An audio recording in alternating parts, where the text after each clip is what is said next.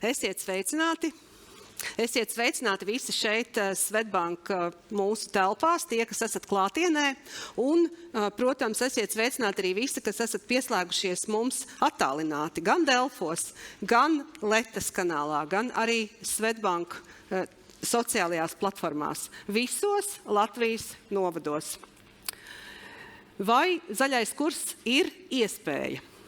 Protams, ir, tikai vai mēs spējam mazināt klimata pārmaiņas, vai mēs spējam mainīt tehnoloģijas un līdz ar tām arī sabiedrības paradumus, vai mēs varam mainīt arī ekonomiskās un politiskās paradigmas. Tieši par to atbildes šodien mūsu fórumā sniegs 28 eksperti un, protams, arī fóruma atbalstītāji Swedbank, jo ilgtspējas kurs ir arī mūsu stratēģijas pamatā. Tad arī biedrība Latvijas formula 2050, un tieši biedrība ir šī pašvaldību fóruma iniciatore. Tāpat arī vides aizsardzības un reģionālās attīstības ministrija un, protams, arī Latvijas pašvaldību savienība.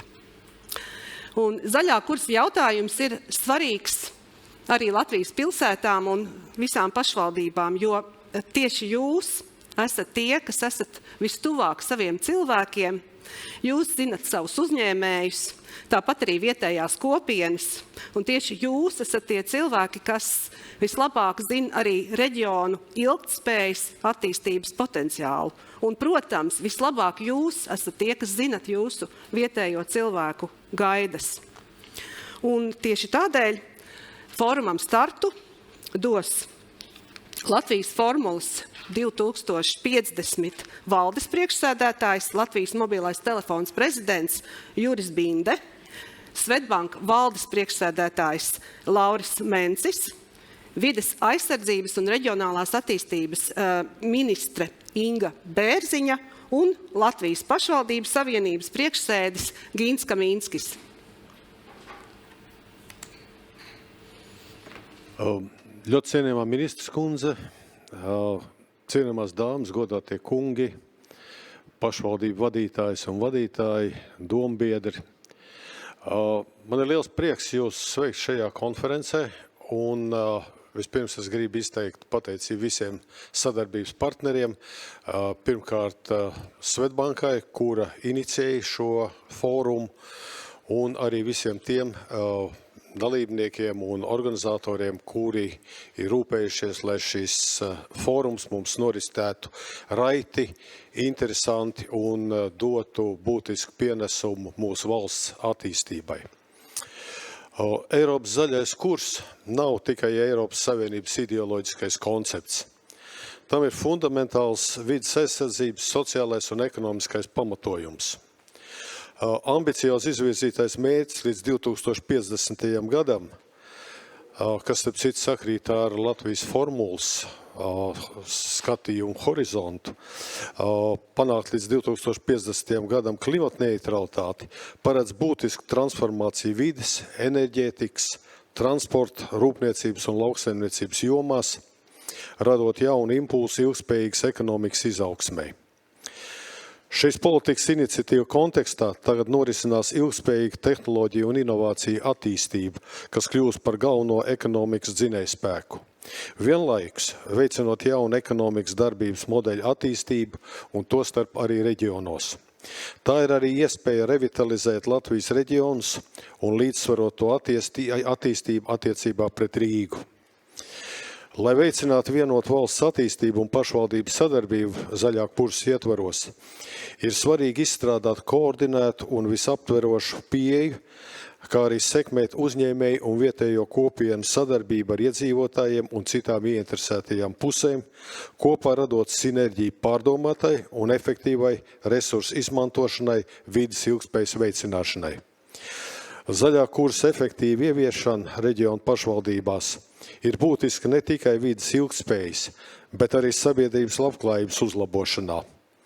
Apvienojumā ar digitālo transformāciju tā var kalpot par modeli, kas palīdz samazināt negatīvo ietekmu uz apkārtējo vidi, veicina modernizāciju un sniedz iespēju pašvaldībām pārvaldīt resursus un nodrošināt efektīvāku sabiedrisko pakalpojumu sniegšanu.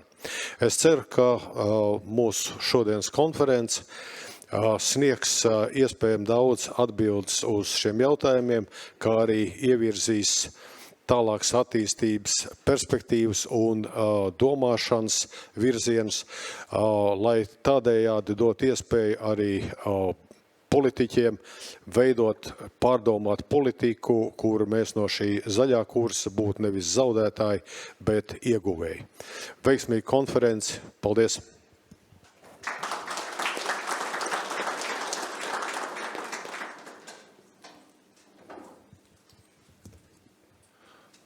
Labrīt visiem fóruma dalībniekiem, gan visiem tiem, kas ir pulcējušies šeit pie mums Svetbankā, kā arī visiem, kas mums seko līdzi tiešsaitē. Esmu gandarīts šodien uzrunāt gan pašvaldību vadītājus, izpilddirektorus, pašvaldību attīstības virziena vadītājus, uzņēmējus, ikvienu interesentu, Saeimas, valdības un ministriju pārstāvis šajā fórumā, kurai mērķa auditorija ir diskusija un mērķa tēma ir diskusija par ilgspējas jautājumiem no pašvaldību perspektīvas. Visvairāk mani gandarīja fóruma fokus diskutēt par iespējām, un es tieši gribu uzsvērt par iespējām, ko ilgspēja mums visiem var piedāvāt. Gan valstī, gan sabiedrībai, gan uzņēmumiem, gan, protams, pašvaldībām un arī mums, kā finanšu institūcijai. Diskutēt par sadarbību, kas nav šaubu, būs, kā teikt, izaicinoša, bet sagādās varbūt arī tādus sarežģītākus brīžus, bet ir ļoti svarīga, jo tieši šādā dialogā, diskusijā taps, kā tie labie risinājumi, realizēsies labie nodomi un taps darbi, uz kuriem mēs visi kopā varēsim atskatīties ar lielu gandarījumu. Mums Svetbank ilgtspēja, tā teikt, mums nav ilgtspējas stratēģijas. Mums ilgtspēja ir daļa no mūsu strateģiskā virziena un neiztrūkstoša sastāvdaļa no mūsu dialoga ikdienā ar mūsu klientiem un ieinteresētajām pusēm. Tā kā par piemēru var minēt, kad jau no 2021. gada esam kopā ar 14 dažādu nozaru uzņēmumiem no Latvijas inicējuši tā saucamo biznesa ilgtspējas padomes formātu, kurā mērķis ir apmainīties ar zināšanām, kopā pētīt un attīstīt labākās ilgtspējas prakses un palīdzēt visai Latvijas uzņēmējdarbības videi ātrāk sagatavoties ilgtspējas transformācijai. Šajā laikā un šajā sadarbības platformā ir tapušas vairākas, manuprāt, ļoti vērtīgas lietas, izglītojoši materiāli, kurus var izmantot jebkurš Latvijas uzņēmējs un iedzīvotājs. Kā piemēru minēšu CO2 mērīšanas rokas grāmatu, klimatu risku pārvaldes metodoloģijas apkopojumu un nulle tepat pagājušā gada beigā publicēto ceļvedi uz izcilību ilgtspējas ziņošanā. Un tieši šo ceļvedi es aicinu, protams, visus fórumu dalībniekus, kas ir šeit Svetbankā, droši ņemt līdzi, un savukārt visus pārējos aicinu gan šos, gan arī pārējos, manuprāt, ļoti vērtīgos materiālus meklēt internetu resursos. Ilgtspējas izvēle vairs nav tāda brīvprātīga entuziastu kustība. Tā jau ir katra mūsu šodiena un vēl jau vairāk nākotne. Un jo mēs ātrāk teiksim jā tām iespējām, ko mums piedāvā ilgtspējas pārēja, jo lielākas iespējas mēs šeit visi varēsim atrast. Pašvaldībām var teikt, kā ierasts ir svarīga un ļoti praktiska nozīmīga loma jauno iespēju un izaicinājumu ieviešanā, un tāda arī būs ilgtspēja. Un te varam uzskaitīt dzīves vides, energoefektivitātes, ūdens saimniecības, siltuma apgādes, atkrituma apsaimniekošanas, transporta infrastruktūras, izglītības, visi šie jautājumi ir pašvaldību dienas kārtībā. Un savukārt pēc administratīvu teritoriālās reformas pašvaldības spēki ir apvienoti un tie jāstiprina sadarbībā. Tā skaitā arī par ilgtspēju. Iesaistot gan jauniešus, gan plašāku sabiedrību, gan uzņēmēju komunas, jo tieši uzņēmēji ir tie, kas riskē un radot jaunas idejas un darba vietas. Un es ceru, ka fórums šodien dos jums iespēju saņemt šo stiprināšanas devu. No dzirdētā, no pieredzes stāstiem, no, es domāju, ļoti vērtīgām diskusijām, atbildēm, jautājumiem un atbildēm. Un noslēgumā es gribu pateikt lielu pateicību Latvijas biedrības Latvijas Formula 2050 valdes priekšsēdētājiem Jurim Bindem par piedāvājumu kopā organizēt šo fórumu. Un tāpat es gribu pateikties par sadarbību fóruma veidošanā Vides aizsardzības un reģionālās attīstības ministrijai un ministrei Ingai Bērziņai un Latvijas pašvaldību savienības priekšsēdim Gintam Kaminskim. Lai mums un jums interesanta šī diena un lai mums kopā tiešām izdodas. Paldies!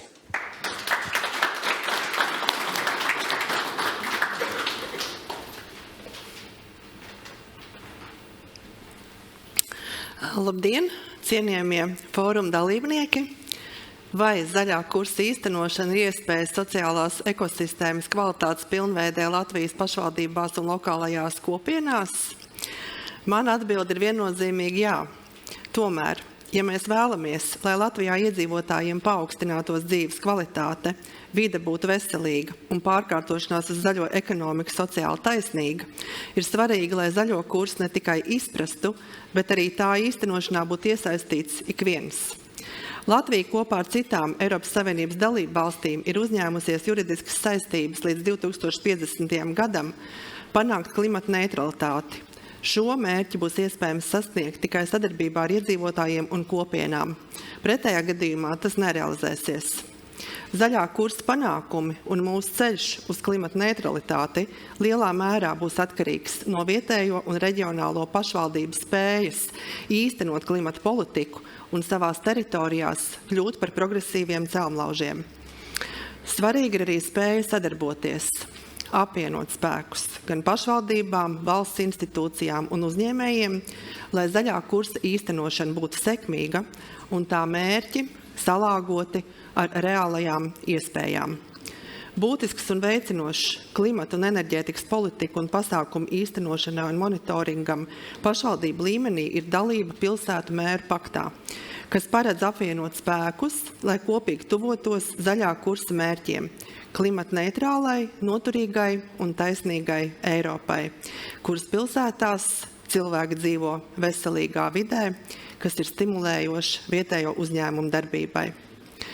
Latvijas pašvaldības, valsts pilsētas un novadi pievienojas mēru paktam, izvirza ambiciozus mērķus, izstrādā klimata rīcības plānus, lai iedzīvotājiem tiktu radīta patīkama vide, ar mazāk piesārņotu gaisu un trokšņiem, vidē draudzīgu un ērtu sabiedrisko transportu, var teikt, lai nestu zaļo gaismu vēl zaļākai Latvijai. Vēlos uzteikt arī plānošanas reģionus. Vairākos plānošanas reģionos jau noslēgta vai norit sadarbības projekti pašvaldību energo pārvaldības sistēmu pilnveidošanai un plānošanas dokumentu izstrādēji. No reģionālās politikas viedokļa jāņem vērā arī, ka klimata mērķu sasniegšanai nepieciešams investīcijas. Tāpēc ir svarīgi izmantot Eiropas Savienības fonda dotās iespējas un arī izmantot zaļā kursa ekonomisko pārmaiņu iespējas. Noslēgumā vēlos pateikt paldies par šodienas semināru, zaļā kursa īstenošanas iespējām un aicinu diskutēt un atrast risinājums, kā praktiskiem soļiem virzīties uz zaļo kursu gan valsts, gan kopienu līmenī. Paldies!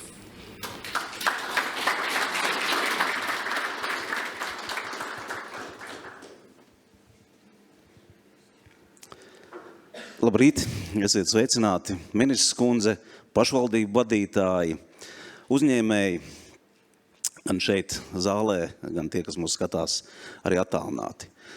Pirmkārt, paldies par iniciatīvu Latvijas Formula un Bindas kungam. Paldies Vides aizsardzības un reģionālās attīstības ministrijai. Paldies Svetbankai, jo no Svetbankas mēs bieži runājām tieši arī par pašvaldību jautājumiem. Un paldies pašvaldībām, kam šis jautājums nav vienaldzīgs, jo bez pašvaldību iesaistes mēs nekādīgi noteikti netiksim pie pilnvērtīgas zaļā kursa ieviešanas nākotnē. Un kas varbūt ir jādara vai par ko būtu jādomā? Ja pašvaldību vārds tik bieži ir skanējis, manuprāt, ir vairāk jāuzticās. Vēl vairāk jāuzticās, jāmazina birokrātija, jānoņem tie šķēršļi, lai pašvaldības var strādāt. Tas veicinās, manuprāt, arī uzticēšanos valsts sadarbībā ar pašvaldībām, tas veicinās uzticēšanos dažādu veidu sadarbībām un galvenais šī zaļā kursa ieviešanai. Jo mēs arī šobrīd redzam, ka uzticēšanās trūkums ir iemesls, lai par skolu tīklu jau iedzīvotāji nāktu ārā no saviem dzīvokļiem un protestētu. Jaunums ir pasts, par ko šobrīd arī notiek protesti, kas acīm redzot nav līdz galam izrunāts jautājums, kas ir vienkārši sakārtojams. Un, manuprāt, uzticoties pašvaldībām, mēs varam saņemt garantu, ka tie līdzekļi, ko mēs plānojam ar ieguldīt zaļā kursa ietvaros, tie būs ieguldīti vislabāk tajās jomās, kas ir vajadzīgs iedzīvotājiem konkrētajā teritorijā. Otrs - saņemt informāciju, analizēt informāciju. Ne tikai zinātniekiem analizēt informāciju, ne tikai uzņēmējiem analizēt informāciju, bet pilnīgi visiem. Jo, piemēram, pirms nedēļām, 3, manuprāt, es dzirdēju ziņu mēdījos, ka Liepāja ir siltinājusi vairāk 80 ēkas, daudzdzīvokļu ēkas. Izcili. Ļoti labs rezultāts. Turpat skan nākošā informācija, ka vēl vairāk kā 100 ēkas ir jāsiltina. Turpinājums. Skaidrs virziens, bet pieteikušies ir tikai 2 vai 2 ēku šie iedzīvotāji. Tad kāpēc? Protams, tas ir finansējums, pievienotās vērtības nodoklis, vesela virkni jautājumu, kas atkal jārisina, kur jāliek prāti kopā, kā to izdarīt. Un ne tikai Liepājā, bet visā Latvijā izdarīt. Elektrotransports. Tūlīt nākamnedēļ mēs uzzināsim, kad pirmais autobus ir atnācis. Un pieņemsim. Vienlaicīgi es runāju ar Latgales pašvaldības vadītāju, kurš saka, jā, pie viņa arī brauc demonstrēt elektroautobusu, un viņš nokavēs vairāk kā 6 stundas. Tātad atkal vērtējam, kāpēc viņš nokavē vairāk kā 6 stundas. Tas ir uzlādes tīkls, tas ir nokļūšana. Šie visi jautājumi ir jāliek kopā, vērtējot, izstrādājot šo piedāvājumu, lai var iegādāties. Jo pretējā gadījumā arī ir šis priekšlikums ne tikai elektro vien, bet apvienot, taisīt šo hibrīdu, taisīt tas, kas ir noderīgs, atkal, lai varētu skolēns pārvadāt, veidojot kaut vai to pašu skolu tīklu tādām, kādām tas ir jābūt. Nākošais jautājums par finansēm. Šodien mēs atkal dzirdam regulāru informāciju par pašvaldībām, kur finanses pietrūks, kur ļoti sarežģīti sastādīt budžetus. Jā, tā ir pilnīgi patiesība. Mēs arī zinām, ka jau 2018. gadā Eiropas padomes vietējo un reģionālo pašvaldību kongresa monitoringa komisija konstatēja, ka finanses pašvaldībām ir nepietiekamas. Bet pēc 18. gada ir vēl par 5% samazināts pašvaldību pusē iedzīvotāju ienākuma nodoklis, samazināt valsts dotāciju. Šobrīd mēs vairs nedrīkstam acīm redzot runāt tikai par kosmētisku izlīdzināšanas fondu. Mums jārunā gan par to, kā rodās nodokļi, gan par to, kā teritorijā nonāk, gan par to, lai šīs teritorijas iedzīvotājiem būtu stabila finanšu sistēma. Vienlaicīgi mēs, protams, arī saprotam to, ka ap 100 pašvaldībām, ja nevis pilsētām Eiropā, līdz 2030. gadam ir apņēmušies kļūt par klimata neitrālām pilsētām. Izcili, ļoti labi. Vai tur būs arī Latvijas kāda pilsēta? Tas ir atkarīgs no mums pašiem, tas ir atkarīgs gan no valsts, gan no pašvaldības, gan no zinātnes, gan no uzņēmējiem, no visiem kopā, kā mēs strādāsim. Vai būs arī pietiekoši līdzekļi. Es ceru, ka uz daļu vismaz no šiem jautājumiem vai virzienā mēs šodien saņemsim šīs atbildes, jo pēc būtības vēl joprojām mēs esam tikai tādā sākuma attīstības stadijā, lai domātu par zaļo kursu, lai domātu par klimata neutralitāti, lai domātu par šiem jautājumiem. Lai veiksmīgi darba dienu mums šodien visiem.